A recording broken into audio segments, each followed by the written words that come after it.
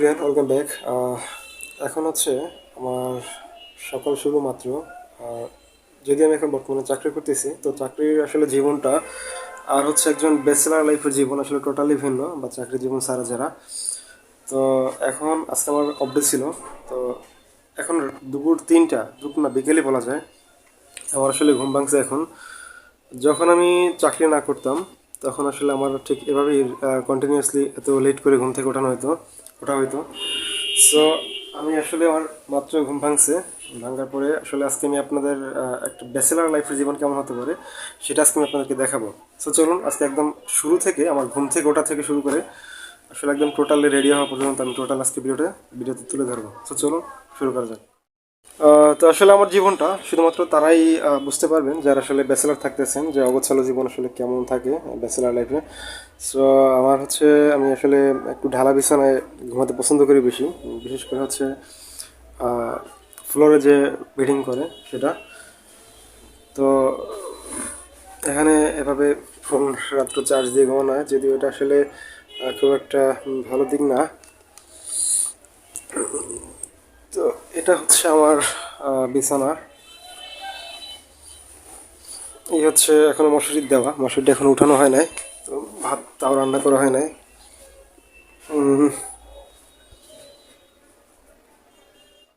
তো আমি আসলে মাত্র মশারি উঠাইলাম। তো আমার রুমটা আসলে যতটুকু ক্লিন করা সম্ভব। এখন হচ্ছে একটা ব্যাচেলারের যেরকম একটা রুম হয় আসলে, আপনারা কতটুকু ব্যাচেলার রুম দেখছেন আমি জানি না, কিন্তু সেই তুলনায় আমার রুমটা মোটামুটি একটু আহ, মানে যতটুকু সম্ভব হয় আমি গুছিয়ে রাখি। কিন্তু এই লাস্ট কয়েকদিন কাজের অতিরিক্ত চাপের কারণে আসলে এভাবে ক্লিন করা হয় না বা গুছিয়ে রাখা হয় না। তো দেখা যাক এখন হচ্ছে ঘুম থেকে ওঠার পরে এই অবস্থা, আমি কতটুকু পরিমাণে আসলে গুছাইতে পারি। তো চলুন একদম প্রপারলি একজন ব্যাচেলার জীবন আসলে দেখানো যাক। আর বেড গুছানোর আগে আমার দুইটা জিনিস খুব জরুরি করণীয়। সেটা হচ্ছে, যেহেতু এখন অলমোস্ট দুপুর 3টে বাজে, এখন আমার ভাত এগুলো হচ্ছে গতকালকে রান্না করা ছিল, যেটা অলরেডি নষ্ট হয়ে গেছে। তো এখন হচ্ছে আমার ভাতটা বসাই দেওয়া, তারপর হচ্ছে আমার ব্রাশ টাশ করতে হবে, ফ্রেশ হইতে হবে, এর মাঝখানে গোসল করার প্রস্তুতি নিতে হবে। তো ভাতটা একটু পরে দিতেছি। এখন এ হচ্ছে আমার রুমের অবস্থা। এই যে এখানে আমাদের কিচেন।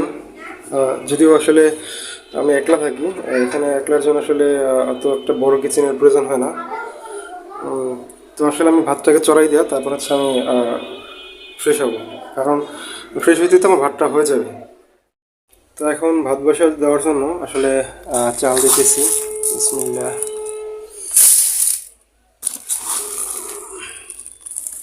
তো আমার প্রতি বেলার জন্য যদি একবার আমি খাই, অর্থাৎ মানুষ তো 3 বেলা খায় খাবার, তো আমার আসলে 2 বেলা খাওয়া পরে, দুপুরে আর রাত্রে।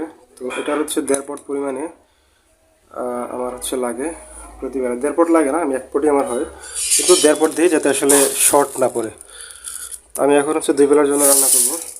তো আমি 3 পট একটু বাড়িয়ে দিই, 4 তো এ পর্যন্তই থাক। 3 পটেই হতো, কিন্তু আসলে 1 পট বাড়াই দিলাম যাতে একটু বেশি থাকে।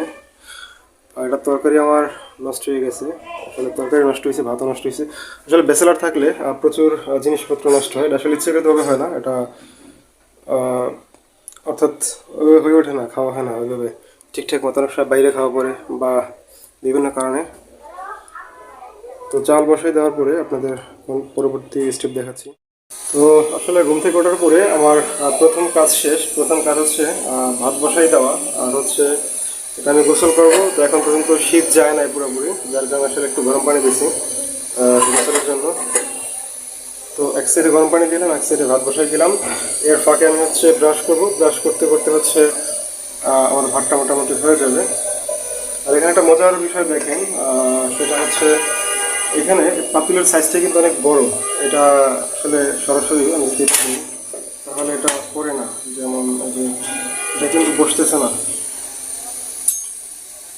তো যার কারণে করি কি, আগে হচ্ছে এই, মানে এটাকে অনেকে বরিশালের ভাষায় খুন্তি বলা হয়। তো এটা এটা দেওয়ার পরে তারপরে এটা দিই। আসলে ব্যাচেলার জীবন শুধুমাত্র তারাই ফিল করতে পারবে যারা ব্যাচেলার থাকে। আমার জীবনে প্রথমে ব্যাচেলার থাকতেছি, এর আগে ওখানে আমি এগুলো থাকি না, পরিবার নিয়ে থাকা পড়ছে।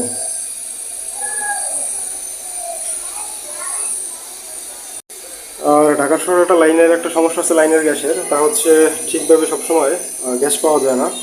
এখন হচ্ছে যেহেতু অলমোস্ট 3:30-র কাছাকাছি যাচ্ছে, তো এই মুহূর্তে আসলে কেউ গ্যাস ব্যবহার করতেছে না দেখে গ্যাসটা প্রপারলি আমি পাইতেছি।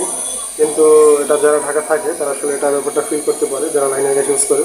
এখন আমি যদি একদম ফুল পাওয়ারে দিলেও হচ্ছে প্রচুর স্পিডে গ্যাস আসতেছে, যেটা সবসময় পাওয়া যায় না। এটা ম্যাক্সিমাম টাইমে থাকে না বলতেই চলে। এটা শুধুমাত্র যেই টাইমে মানুষ রান্না কম করে, সকালে তো পাওয়া যায় না, সকালে রাত্র 4টার দিকে পাওয়া যায়। এছাড়া হচ্ছে আপনি সকাল 7টা 8টা 9টার দিকে তো টোটালি পাবেন না, একদম অল্প সামান্য থাকে। আর অন্য টাইমে তাও খুব কম থাকে। আর এখন এই মুহূর্তে চলতে এসছে, কিন্তু বিকাল 5টা বা 6টা বাজলে আবার থাকবে না। তো এই ফাঁকে হচ্ছে রান্না বান্না সব শেষ করে নিতে হয়। তো পরবর্তী স্টেপে দেখা যায়। আর টাইম অনেক বেশি হয়ে গেছে, তো এই জন্য আমি এখন আর তরকারি রান্না বান্না করবো না। আমি একদম শর্টকাটে যেটা করতে পারি সেটা হচ্ছে মানে আলু ভর্তা বানানোর জন্য একটা আলু আলু দেবো। এখানে আমার হচ্ছে আলু, পেঁয়াজ, রসুন সব রাখা আছে। আর এখানে হচ্ছে ডিম রাখা আছে। আমি একদম শর্টকাট করার জন্য ডিম ভাজি আর হচ্ছে আলু সিদ্ধ দেবো, আলু ভর্তা যেটাকে বলে। এটা এখন হচ্ছে এই মুহূর্তে খাবো, রাত্রিবেলা তরকারি রান্না করা যাবে। তো আমার কাজ আসলে অনেক অংশেই শেষ। যেমন ভাত রান্না শেষ। আর একটা বিষয় দেখেন, যে ধনিয়া পাতা 2 থেকে 3 দিন আগে আনছিলাম, শুকিয়ে কি অবস্থা হয়ে গেছে। এরকম অনেক জিনিস আসলে নষ্ট হয়ে যায়।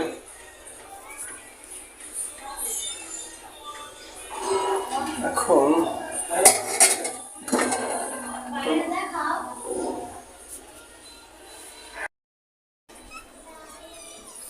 তো এই হলো আমার হচ্ছে ব্যাচেলার জীবনের একটা ছোটোখাটো সংসার বলা যায়।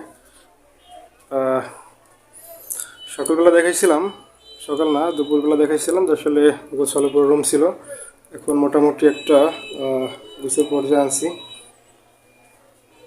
সবসময় তবে ক্লিন থাকা হয়, আসলে পুরো বস্তি পাড়ার মধ্যে সে থাকতে ভালো লাগে না।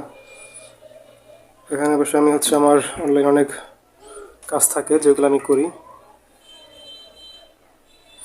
আজকে ডেটটা হলো 2026 সালের ফেব্রুয়ারি 11।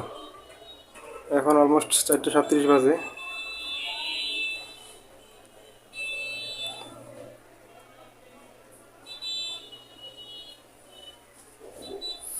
যতটুকু সম্ভব আসলে আমি ক্লিন রাখার ট্রাই করি।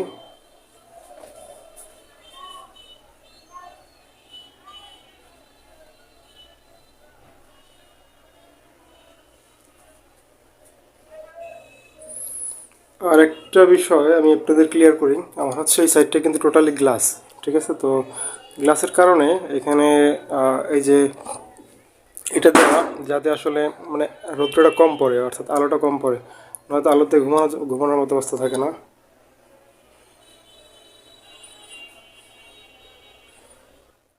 ধন্যবাদ সবাইকে এতক্ষণ ধরে ভিডিওটি দেখার জন্য। তাহলে আবারও দেখা হচ্ছে পরবর্তী কোনো ভিডিওতে নতুন কোনো বিষয় নিয়ে। ততক্ষণ সবাই ভালো থাকবেন, সুস্থ থাকবেন। আল্লাহ হাফেজ।